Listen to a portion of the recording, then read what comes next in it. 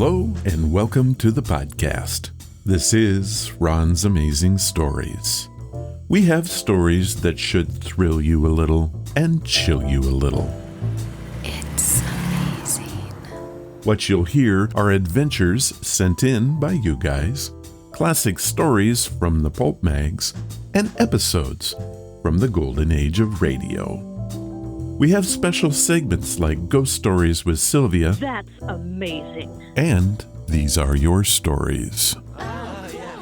So settle in for the next hour and enjoy the show. One more thing.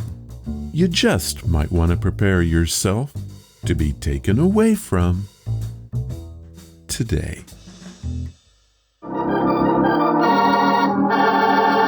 Another 5-minute mystery.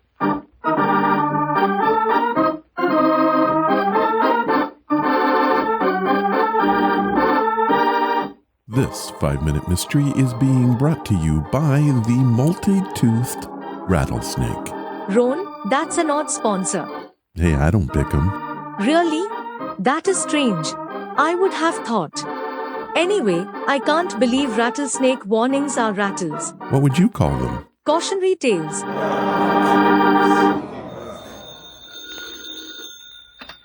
Hello? Hello, Coroner. This is Sheriff Slade. Oh, yes, Sheriff. What can I do for you? Seems there's been some excitement out at the ex-Bar Dude Ranch. One of them dude vacations is dead as a coyote. Okay, Sheriff. I'll meet you out there in about a half an hour. Right?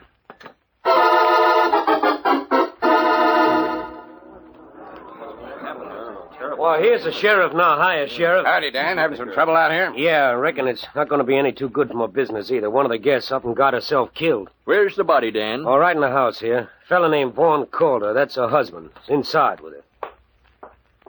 Oh. Hey, it's howdy, Mr. Calder. It's Sheriff Slade in the corner. How do you do, gentlemen? Hate to bother you like this, Mr. Calder. We'll just have to ask a couple of questions. Go right ahead, Sheriff. I'm rather broken up, but I'll try to be of some help. Vaughn, I just heard. I'm so terribly sorry. But maybe it's for the... Oh, I didn't know that. That's all right, Nora. This is Sheriff Slade in the coroner. This is Nora Bradley, gentlemen. Any relation to you, Mr. Calder? Why, no, we're going to be married, that's all. Then I reckon you and your wife weren't hitting it off so well. There's no use my hiding anything. We weren't hitting it off. She'd known about Nora and me for some time now. I'd asked her a dozen times for a divorce. She wouldn't give it to me. But I wouldn't have had anything like this happen. I didn't hate her. How did she die, Mr. Calder? She was bitten by a rattlesnake.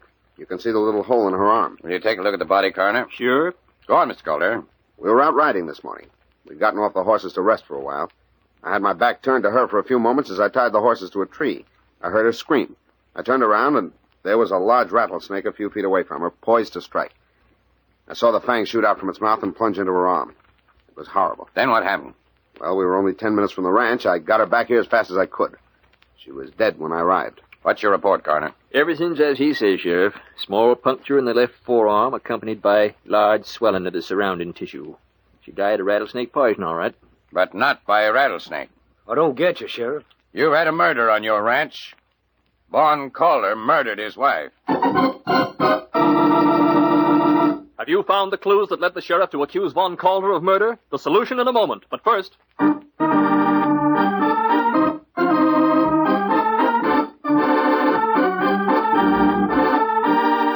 Seems pretty cut and dried to me. Puncture wound, swelling. BG, what do you think? You don't see the issue. No, I don't. Did you hear something? Well, the last time I checked, rattlesnakes have fangs. Of course. I'm not stupid. That is in question. You see, my good man, the doc said wound, singular, not plural. So? Were you ever dropped on your head at any point in your life? Not sure how that matters. You wouldn't. I think you like to taunt me. I do. And now, back to our story. What are you trying to do? The coroner just told you she died of rattlesnake poison. There's no doubt about that, Calder. But it weren't administered by a rattlesnake. You injected poisonous venom into your wife's arm with a hypodermic needle, then watched her die a slow, painful death. And like most people, you don't know much about snakes, Calder. That evil-looking thing that the snake shoots from its mouth is not a fang. That's just the tongue. Every snake has that, poisonous or non-poisonous. But the real fangs, and I said fangs plural, are two long teeth in the forward part of the mouth, which are never seen. If she'd been bitten by a real rattler, she'd have two punctures instead of one.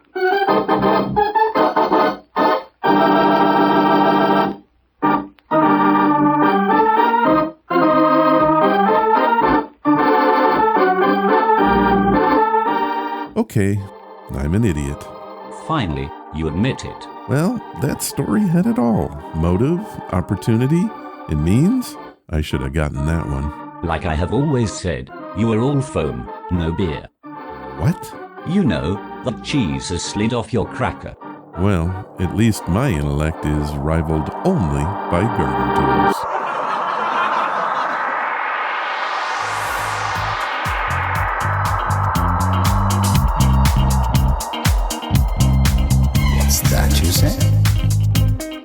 Hello, and welcome to the podcast. This time on the show, we have a bunch of your stories with the loose theme of the Skinwalker. There are a total of 5 of them, all sent by you, for you. Our featured story comes from the OTR series, Dark Fantasy. It is a creepy one with a few twists and turns to keep you guessing, and there might even be a volcano.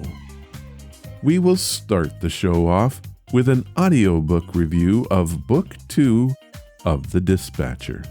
So let's not wait anymore and get this thing started.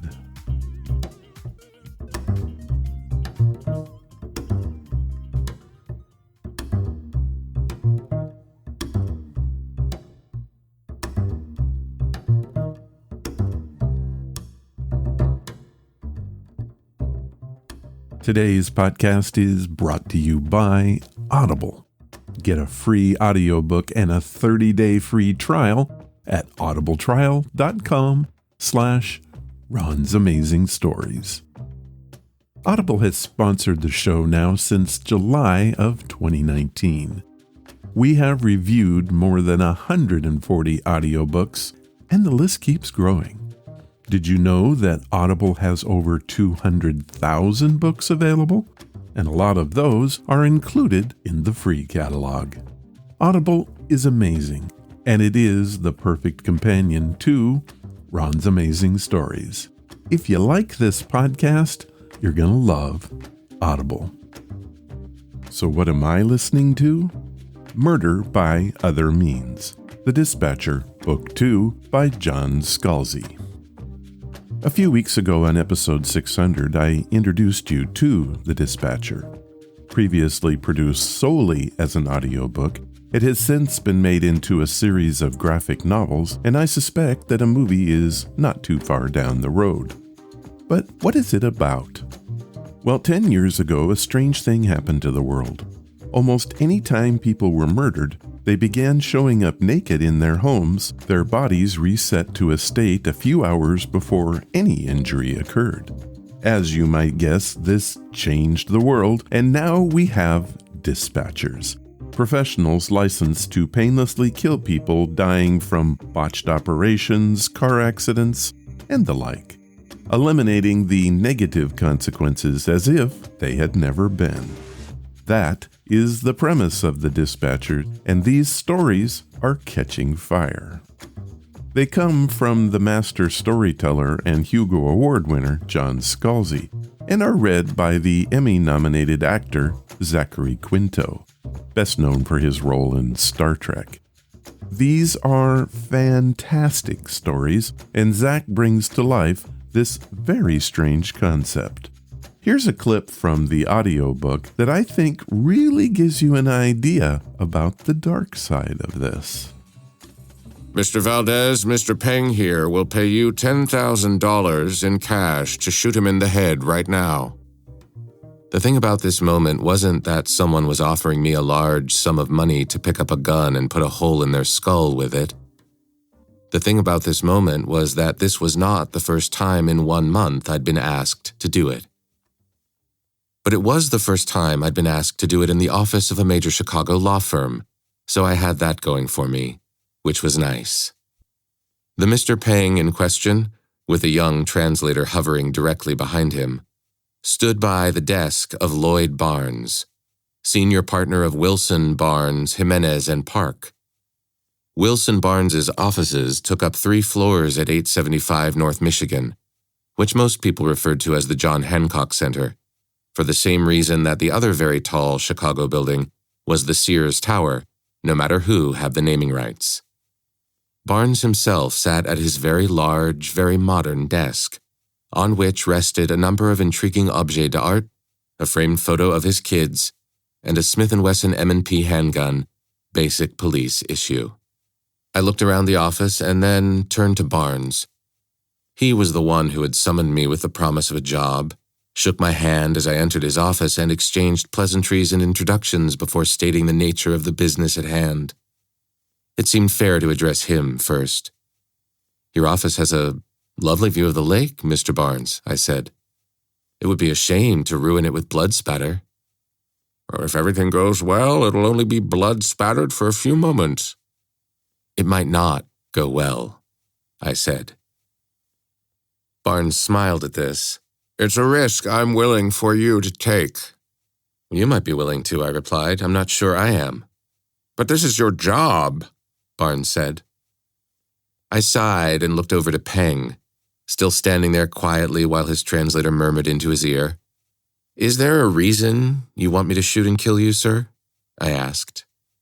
Peng looked uncomfortable after this was translated for him. "I don't want to die. I just want to be shot," his translator interpreted after a moment. I pointed to the Smith & Wesson. "That's not a surgical instrument. It's a weapon.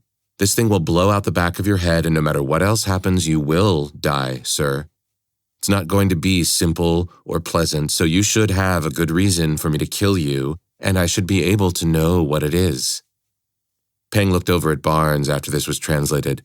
Barnes nodded at him. "I need to get to Beijing," Peng said through his translator. "There are planes," I said. "You could be there in 14 hours, brains intact."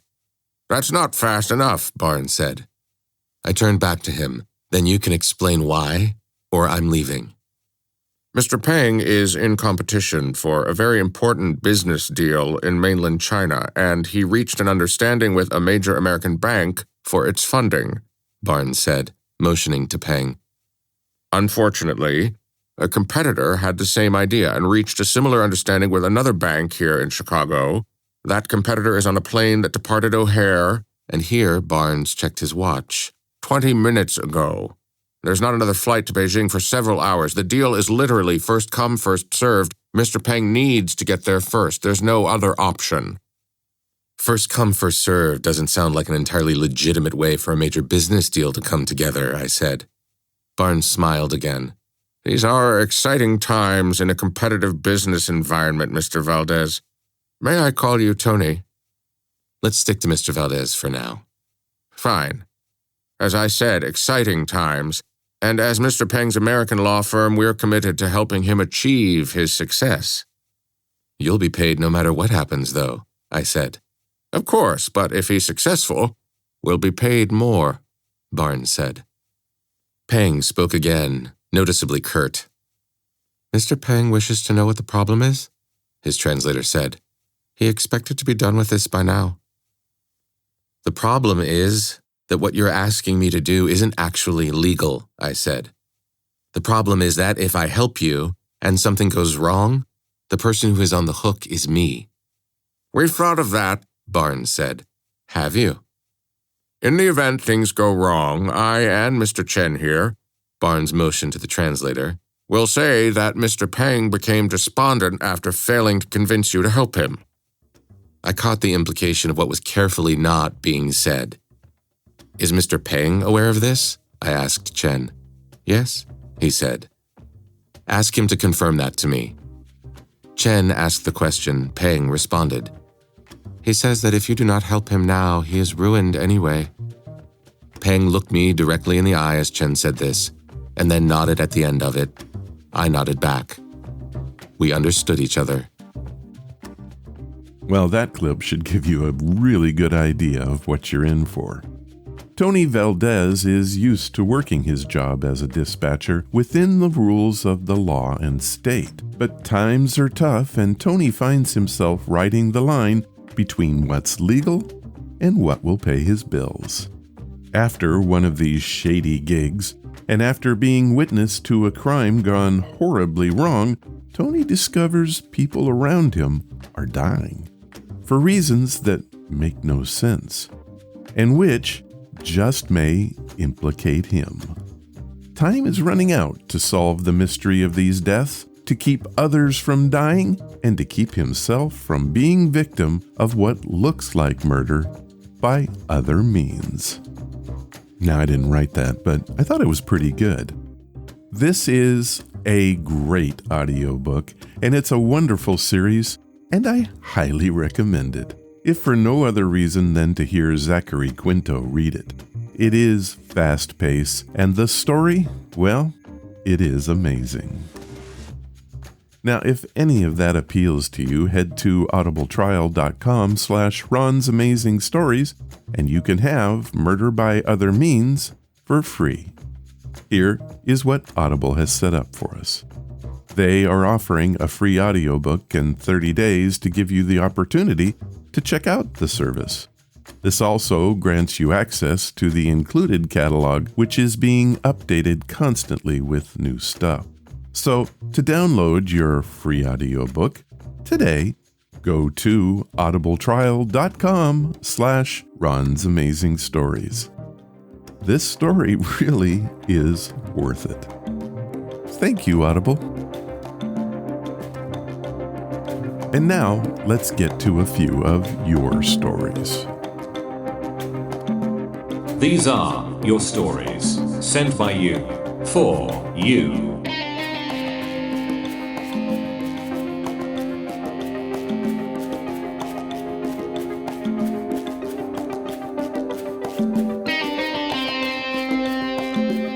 Our first set of stories comes from the city of Santa Fe and Ang Sonic. Now, I have to say that that's not a name I've ever heard before, so I had to look it up. It turns out I have heard of it. Apparently, it is from the world of Sonic the Hedgehog, so I'm guessing that that is not his or her real name. Ang has a very good question to start off with, and then we'll get to the stories. Ang writes, "Hello, Ron. First, let me say that I love the show. My favorite part is These Are Your Stories. Can you tell me how it came to be? How does a podcast that plays old-time radio, the silly 5-minute mysteries, and Audible commercials also play creepy ghost and paranormal stories? I just have to know." Well, that is a great question. How did it all happen? Originally, the show was created to support my editing business. I played old-time radio some weeks, and others I had authors come on the show and tell us all about their new books. This led to meeting some amazing people and hearing some amazing stories. Then one day I got an email from Jim Harold of the podcasting fame. Turns out he loved old-time radio as much as I did. We ended up doing a couple shows together, and I came on his show to share a story or two. This led to a huge boom in my listenership, and people wanted to hear me read their stories on the air. At first, it was a trickle of tales, and I read them as part of the What's That You Say segment. But it became quite apparent that people wanted more. So, on episode number 326, the very first segment of These Are Your Stories aired, and it's been part of the podcast ever since. It was then that I realized that my podcast was not going to be like anyone else's ever, and I embraced that. I hope that that answers your question, Ang. Now, let's get to your stories. His email continues. This is a true story, but I don't know if this is a skinwalker or something else, but it's still scary. I would like to say that I put this story into what I call the incidents. Incident number 1. the window. So the window incident or incidents is me being woke up at 10 p.m. to 1 a.m. at night. I would hear knocking or scratching at my window. Now, some people will say it's just the window adjusting itself, or it's raccoons, possums, rats, or bugs hitting the window. However, the window has never sounded like that before, and it's off the ground, which would be far too tall for the animals like the ones I listed. One night I was lying in my bed when I heard the tapping. But then I heard footsteps like something on two legs outside. It seemed to be moving towards the living room door. It opened it, and then I heard the footsteps again, inside. They sounded like it had claws at the end of its feet. It walked around a bit, and then back outside, closing the door. Incident number 2, my pets. They're possessed or something. So basically my cats would be under my bed. You would think, what's so scary about that? Well, I was trying to get my cat Bear out from under my bed, when my dad said, "He's right here, under the kitchen table." I ran out there to get him and put him outside. He went willingly. When I got back to my bed, there he was, still under my bed. But he seemed bigger somehow. I thought, how'd you get back there? I reached down to grab him, and he let out this unearthly scream. My dad came running, and we both just looked at each other. My dad looked under the bed, and, I kid you not, there was nothing there, but deep scratches on the wood floor. Incident 3. The outside. I was playing with Bear in the backyard. A game of Chase the Robo-Mouse. I have a remote control ball that has these bells on it. I move it around and Bear chases it. Great fun, really, at least for him. All of a sudden, a shower of rocks lands all around me. The rocks are just like the ones that are on top of the roof. I look up there and I see this small creature, maybe 4 feet tall. It looks like a cross between a coyote and Gollum from The Lord of the Rings. He was creepy. I ran to the table to get my phone to grab a picture. When I get back, the thing is gone. Well, that's it. Was that a skinwalker? Was it something else? Ron, what do you think is going on? Sonic, Santa Fe. Well, I think that is one very strange set of stories. You said that you live in Santa Fe. If that's the one in New Mexico, I would have to say your pest sounds like chupacabra. However, I've never heard of them being mischievous before. But who can say for sure? Thank you for your questioning and your stories.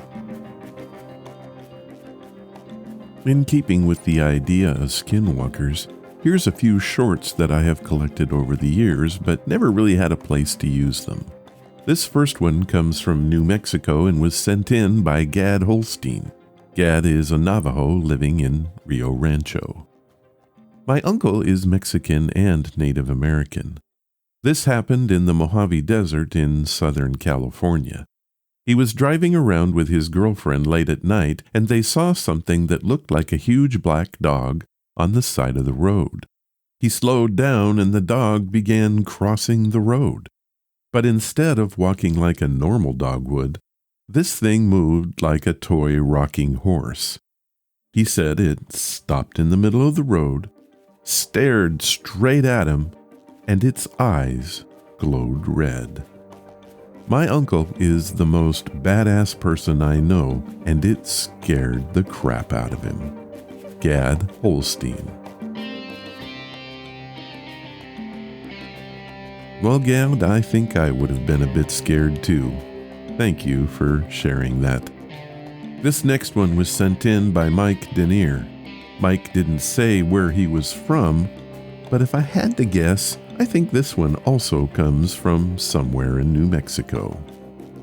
So this happened about 12 years ago. My family owns a farm in the heart of the Indian reservation. One winter, I was home for Christmas taking care of the farm while my parents were away Christmas shopping. As that I was home by myself, way late in the night, I heard all our cows freaking out. I knew it had to be the wild dogs that were rampant in the area. So I throw on some boots, grab a shotgun, load it up, and head out into the field. This was the perfect scenario for a horror movie. It was cloudy, but there was a full moon, and it was breaking through the clouds just right to light up the area. I ran out into the middle of the field, and just in time I saw 2 dogs. They were standing up, facing each other and fighting. I think to myself, perfect, 2 for 1. So I pumped a shell into the chamber of Mr. 12 Gauge, and then it happened. The 2 dogs heard me rack up the shell. They both stopped, looked over at me, and ran away. On their back legs. Immediately I froze, and every ghost story about skinwalkers and all the other native legends that I grew up with flew through my mind. Keep in mind that I'm a white guy, and up until then, all these were just boogeyman stories that the native kids liked to tell to scare us. That night, they became all too real to me. Mike Danner. Amazing story. This last one comes from the Arizona Territory and was sent in by Patrick Swanky. I've heard a lot about coyotes and skinwalkers, and I've had weird experience or two with coyotes. The creepiest was when I woke up in my sleeping bag surrounded by paw prints without ever hearing them during the night. However, this is the story that keeps me from going back to a favorite backcountry secret campsite. I was leaving the area one morning. I had been camping there for a couple days, and there was this coyote that always seemed to be close by, like in my peripheral vision, but never overt. I loaded up my truck and started to drive down the wash out to the fire road. At the end of the wash, I could see the coyote following me. When I pulled onto the road, it was running next to me. I could tell he was freaked out, and he sped up. We were going about 35 or so, and it was running right beside me. Definitely not possible. When I looked back, I couldn't believe my eyes. The coyote was now running on 2 legs and was wearing what looked like buckskin pants. An instant later, it was a person wearing coyote fur keeping pace with my truck. When I looked again, it was gone. I never went back to that grove after that. Patrick Swanky.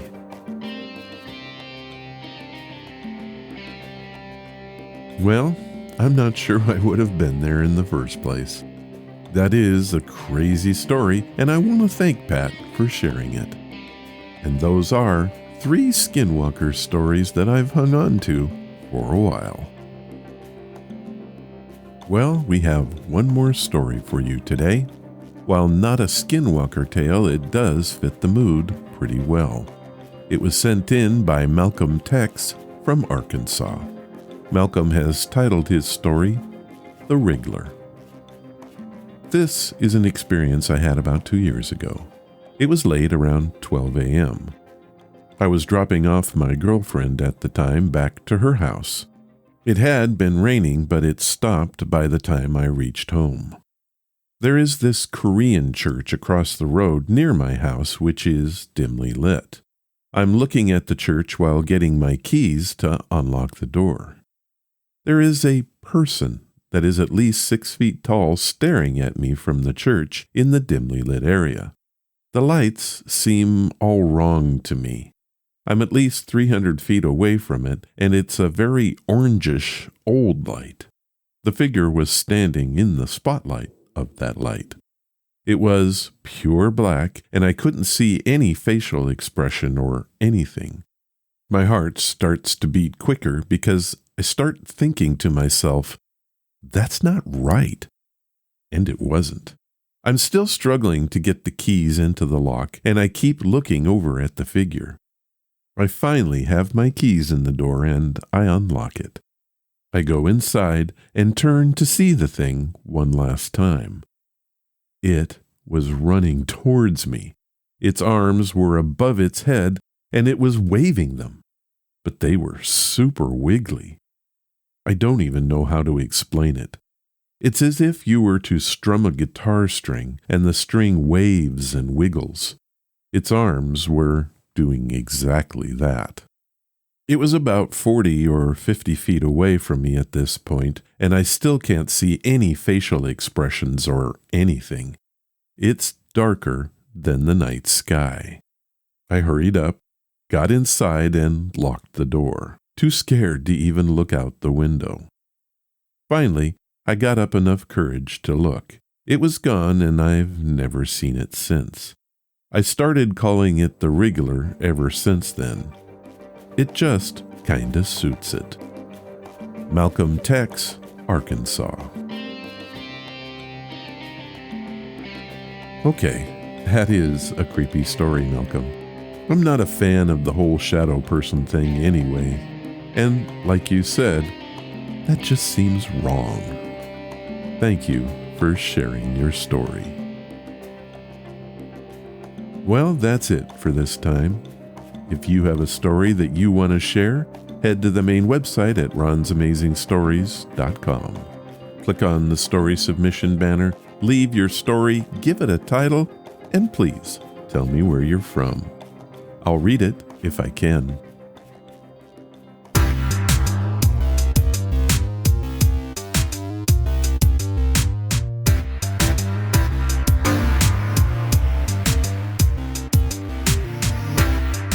Our featured story for this time is a dark, creepy tale that should get you in the mood for the upcoming month of spooky, 2023. It comes from the old-time radio archives of dark fantasy. This was a series dedicated to dealings with the unknown. It originated from the radio station WKY, Oklahoma City, and was written by Scott Bishop. You might know that name from the OTR series, The Mysterious Traveler. We've played stories from TMT in past episodes. Although Dark Fantasy was a very short series, only lasting between 1941 and 42, the shows are excellent, with some stories being way ahead of their time. Our story today is one of those. It is titled The Thing from the Sea. A newspaper reports on cinema star Philip Haywood vanishing from his private yacht. Where did he go? Let's find out. This one first aired on November of 1941.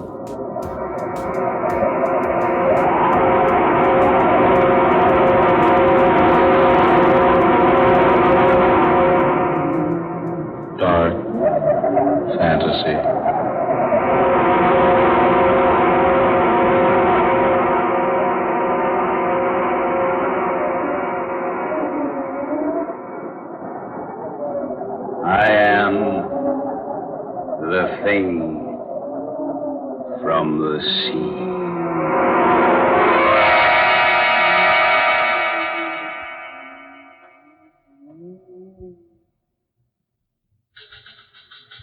Sorry, Mr. Hedges. This is all we can dig up on that story about the missing Hollywood people. Well, we can't wait any longer. We got to go to press. Let's see what you got. Story from the film Capital. More than a week ago, November 20th to be exact, Philip Haywood, young cinema star of Yesterday's Bread, and the popular actress Judith Johnson set sail for New Zealand aboard Haywood's private yacht. As chaperone, Miss Johnson's movie director father accompanied the pair, and it's reported that Johnson Sr. is taking advantage of the sea voyage to complete his original cinema yarn, a story of the strange creatures who live beneath the surface of the sea. That was more than a week ago. Word's been received from New Zealand that the Hayward yacht's more than 2 days overdue. A careful check gives evidence that there have been no disturbances on the Pacific throughout the time the party's been aboard. Special searching parties failed to discover the whereabouts of the boat. The question in Hollywood tonight, the question everywhere is, what's happened to the trio aboard the Dolphin? Where are they? Have they become victims of the fantastic creatures created in the imagination of the author-director aboard the yacht? That is this week's Unsolved Mystery. Will it ever be? Oh, that's all right. Boy, Right. Get this down to makeup. Let's get rolling. Right away.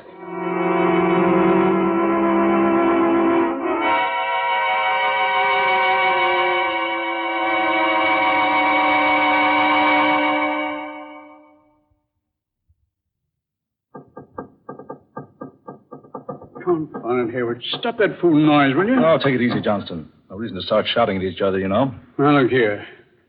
We've been becalmed for 2 days and a night now. We haven't moved a knot one way or the other. I assure you there's nothing wrong with the motors.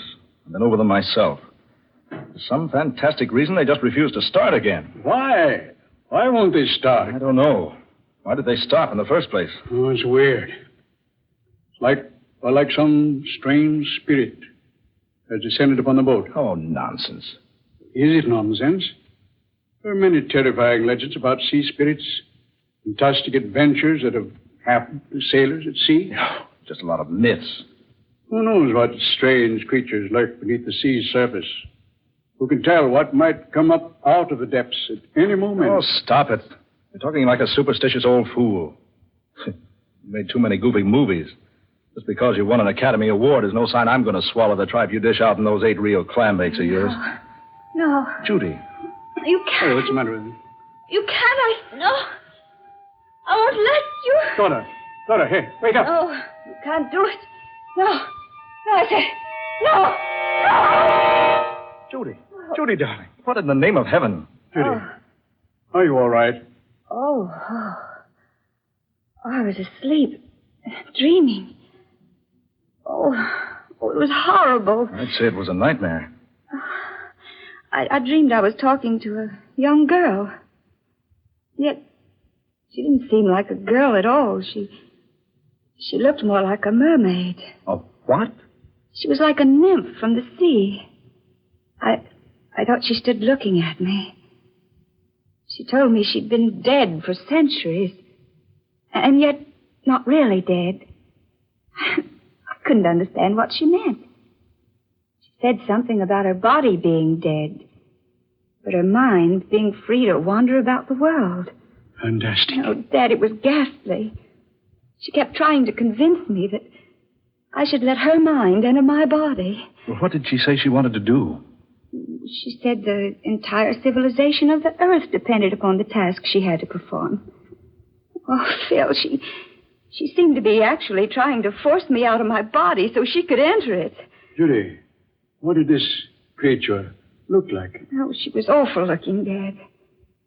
She had long hair, green and slimy like seaweed.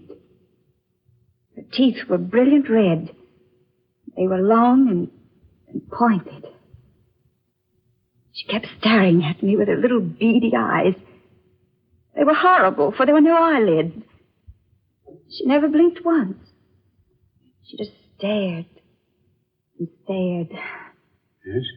What else, Judy? It was horrible when she touched me. She had long, narrow fingers with no nails on them, and they were covered with fish-like scales. It's positively the most amazing thing I've ever heard of. Mr. Haywood! Mr. Haywood! Oh, yes, Ned. What is it? Oh, I say, look at the lad. Oh, what's wrong, boy? You're pale as a ghost. Mr. Haywood, the dolphin. She's moving. The boat's moving. Good. The men got the motor started. No, sir. That's just it. The motors aren't running, and there's no wind. But the boat's making about 20 knots an hour. Oh. Why, this boat couldn't possibly move without motors. That's not all. There's a man at the helm steering the boat. And he's a man none of us have ever seen before. Ned, are you sure? Sure as I'm standing here, sir. And he's the strangest thing I've ever seen. Well, let's go have a look at him. Hey, come on. Judith, you'd best stay here. Oh, no. No, I'm not going to stay here by myself. All right, come along, all of you. Follow me.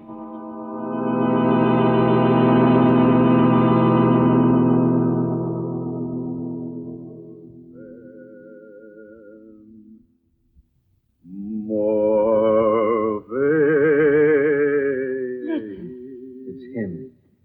Standing up there at the helm. Singing. Some sort of an ancient sea chanty. Easy now. Maybe trouble.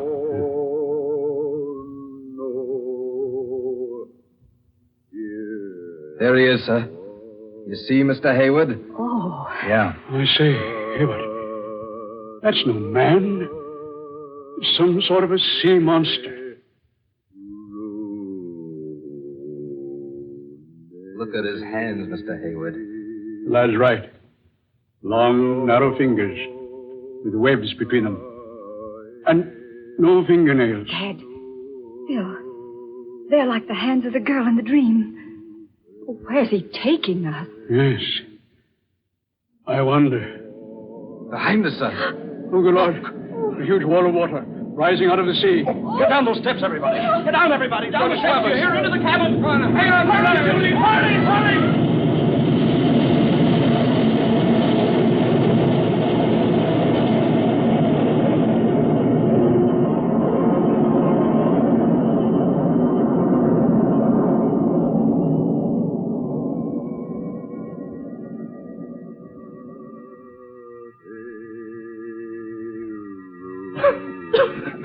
I say, everybody all right? Yeah. Yes, I am. Did Judy get down in the cabin? Yes, she made it. Just managed to close the door before the wave hit. Are you all right? Yes, okay. You, Judy? Oh, what in the world caused that? Yeah, what? No wind. And a wave of water, hundreds of feet high. It's a miracle we didn't capsize. Look, sir. To the port side. Yes, Ned? It's land. Land, by heaven. It can't be. Not in these waters. There's no land for 500 miles. And what's that over yonder? Mirage? No, sir. That's no mirage. It's land. It certainly is. Long, low coast, extending north and south as far as you can see. A low, steaming land. Look. Look at the heavy vapors rising from it. You're right, Judy. It is steaming.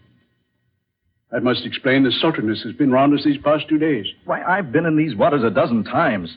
This has never been here before. It's an entire continent, where there ought not to be anything but empty sea. Land from the sea. That explains the wave that swept over us. A wave that high could only have been caused by an undersea disturbance. Oh, nonsense, Johnston. You're trying to say an underwater convulsion forced this vast expanse of land up to the surface. Precisely. A land called Iban. Now, I'll have to have a better explanation than that. Things like entire continents rising up out of the ocean just don't happen. Well, then, if Dad's not correct, what is the explanation? There is no other. A land called Iban did exist at one time, nearly 10,000 years ago. Ruled by a man named Boole and a woman named Lana. They both possessed wonderful powers and knowledge. Boole, the emperor, destroyed the continent of Iban. How? By releasing vast, unknown forces beneath the continent. Forces that only he and Lana knew how to control. But why did he destroy it? I don't seem to recall. I read the legend once, doing research for one of my pictures. It seems that for some reason or other, Boole and the girl were to release their spirits from their bodies. And those spirits to have the power someday of recalling the sunken land from the sea. Then if such a story is true, that must be the land of Iban we're approaching. Not at all impossible. And if it is true, couldn't that monstrous chanting thing at the helm be Boole himself? Oh, Dad. Taking us with him back to his long-lost kingdom. You don't actually believe that, do you, Johnston? Why not? Well, I certainly don't. Well, Phil, what else can we believe? That wave couldn't have swept us off our course enough to put us in sight of this land. Besides, look at it. Steaming. And that sultry, foul odor. Land covered with seaweed. There's no one at the helm, sir. That monster's disappeared. Oh, but look. There's someone lying on the deck beneath the wheel. It's a man. Yes. Yeah, maybe that thing's met with a bit of hard luck. Now, careful, Haywood. Right. He's breathing. Only slightly. I say, who is he? Not a member of the crew. How'd he get on board? Why is he lying here on deck? What happened to him? Oh, he's conscious. He's trying to tell us something. Look here. Who are you? Stowaway. hid in the supply room. Went to sleep. I don't remember anything.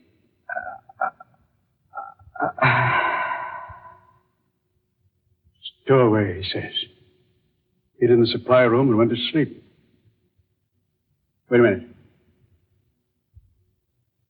He's dead. Haywood, I'm going to have a look over here. Oh, Judy. Oh, Phil, I feel so strange. Oh, dear, you look ill. So very strange. You'd better go below to the cabin, dear. Yes, I'd better. I'll lie down for a while. Shall I go with you, dear? No, I'll be all right if I rest a little while. All right, dear.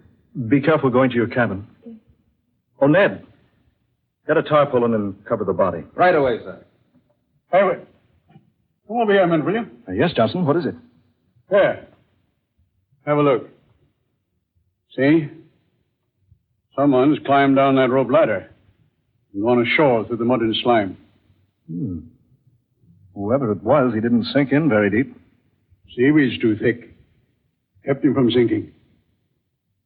I wonder who it was. I'm in favor of finding out. Oh, Ned. Yes, sir? We're going ashore. Watch out for Miss Blake, will you? Right, sir. And not a word of this to the rest of the crew, understand? Yes, sir. All right, Johnston. Down you go. Yeah. We'll follow those footprints and see where they lead us.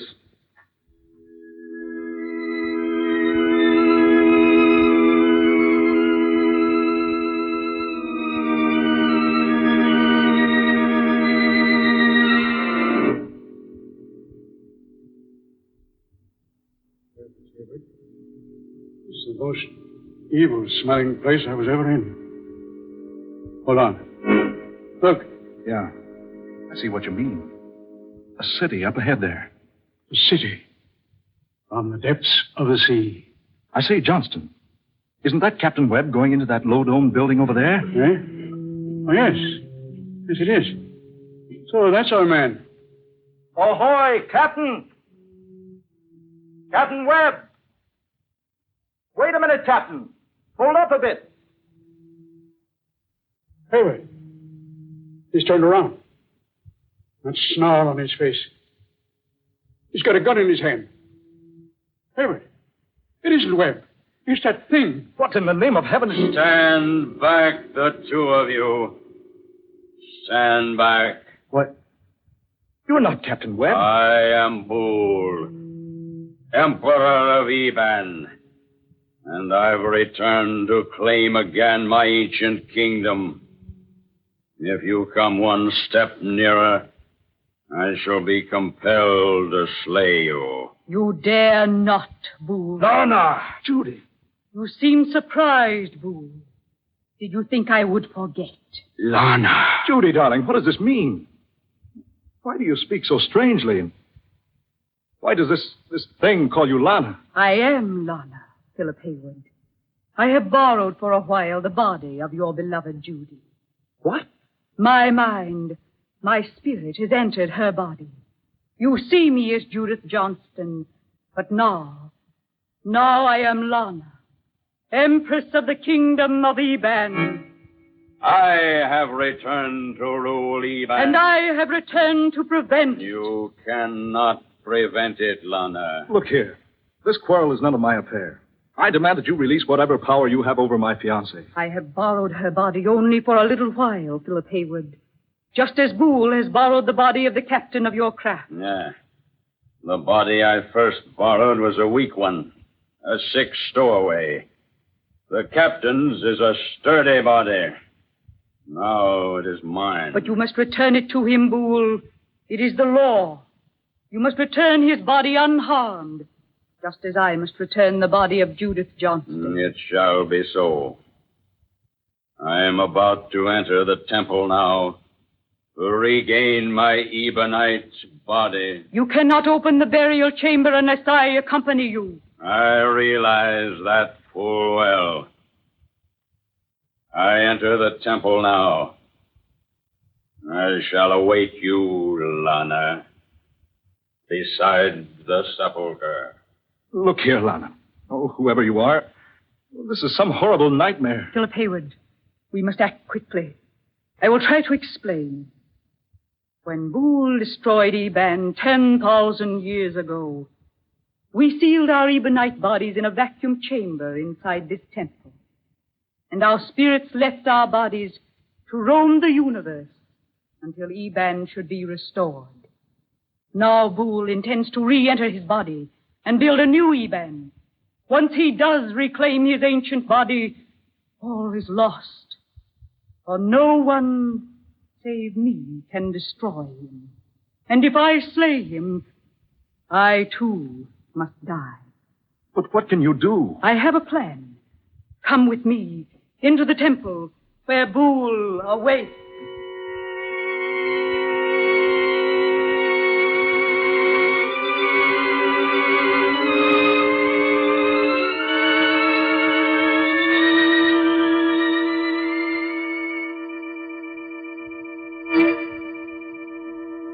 There is Boole standing beside our ancient bodies, just as we left them so long ago. All is ready, Lana. We will break the vacuum, permit our spirits to enter our sleeping bodies. Are you prepared? I am prepared, Boole. Then we begin.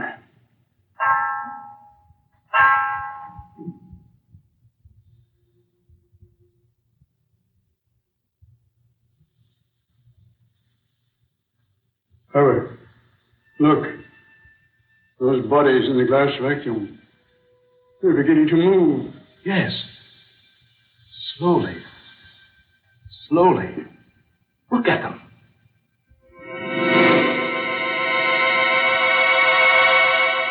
No. No, don't. Please, Lord. Judy, darling. Oh, no. Help me. Judy. He's here again. Where am I? Judy. How did I get here? Judy, thank heaven she's left you. You're yourself again. Look. They've left the vacuum. See? Up there. Oh, there she is. She's the one in my dream. You are free. All of you. Not so.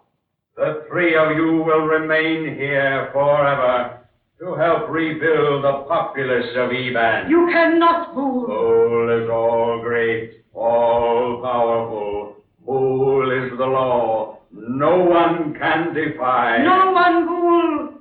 Save me. You lack the courage, Lana. Not now. I have the courage now. You were cruel and wicked, Boole. Your rule of ancient Eban ended in horrible tragedy. It must not happen again. Put down the weapon, Lana. You dare not slay me. You'll die yourself. Then I call upon death to claim me. You dare not, Lana. You dare not slay the son of the Ancient One. Yes, Boole, yes. It has been written by the hand of destiny. Lana, think. Think before you slay me. It's beyond the realm of thought, Boole. No. I destroy you, Lana!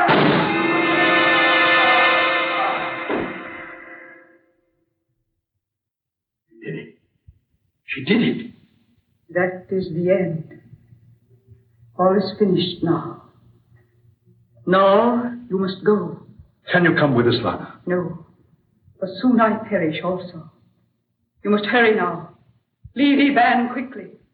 Go while yet you have time. Hasten before it is too late.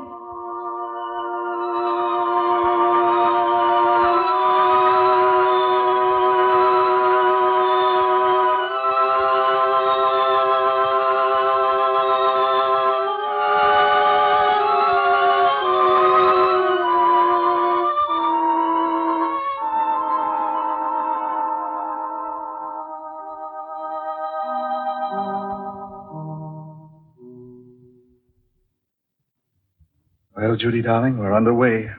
Full speed ahead. No trouble starting the motors, dear? None at all. Your father and Ned are down with the crew. The men don't even suspect what has happened to us. Well, just as well. They'd never believe it. Well, take a last look, Judy. You'll soon be out of sight of the land. Yes. Oh, I'm so glad it's all over, Phil. But poor Lana. She gave her life to save ours, Phil. Yes, darling. She did. What's that? Look. Flames from the mainland, like a volcano. Phil, the land's sinking. It's Lana. Judy. She's released the forces. She's destroyed ancient Eban once again.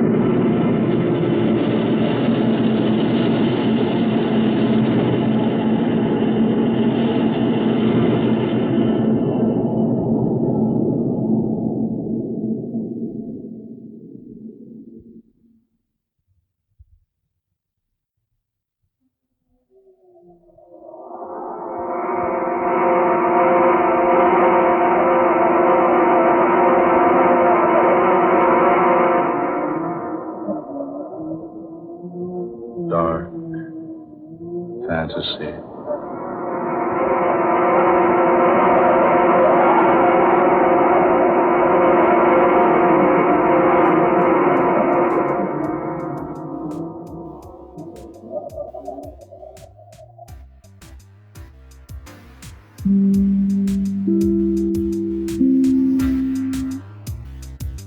Well, like I said, creepy.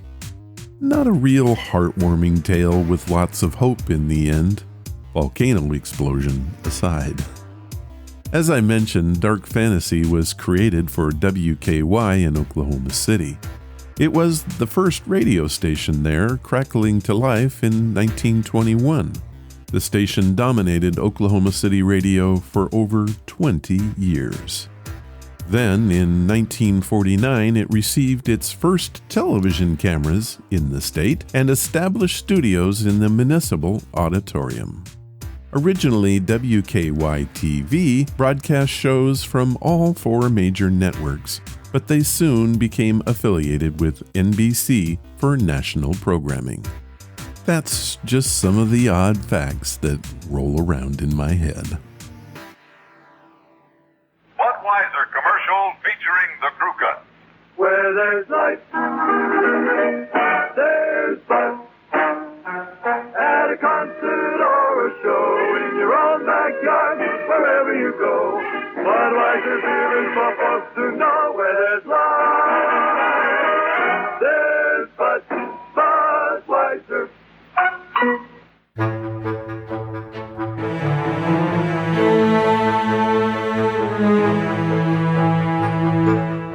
That was episode number 608, and Ang Sonic, Gad Holstein, Patrick Swanky, and Malcolm Tex made the magic happen. I hope that you enjoyed it, and my thanks for listening. If you want to follow the podcast or the blog, head to ronsamazingstories.com. There you will find any of the links I mentioned and how to contact us. Do you want to help the show? The best thing you can do is to tell your friends all about it, and please leave reviews or feedback wherever you listen. Clicking that follow or like button helps us grow. Thank you for listening, and I hope you come again to find out what are Ron's Amazing Stories.